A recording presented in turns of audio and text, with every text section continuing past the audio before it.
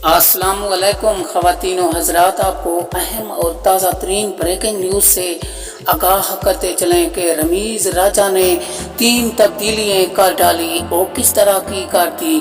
रमीज़ राजा ने पहले नंबर पर मोहम्मद आमिर को चुन लिया और बहुत से ऐसे खिलाड़ी हैं जिन्हें निकाला गया है और बहुत से ऐसे खिलाड़ी थे जो रिटायर हो चुके थे, वो इस पाकिस्तानी टीम में शामिल हो गए हैं।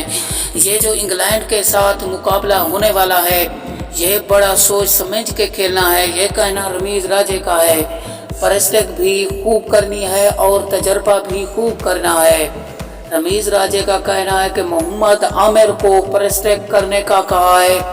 अब जो इंग्लैंड में मुकाबला आ रहा है इंग्लैंड के साथ, वो आमिर खेलेंगे। रमीज़ राजे ने अहम ऐलान कर दिया है।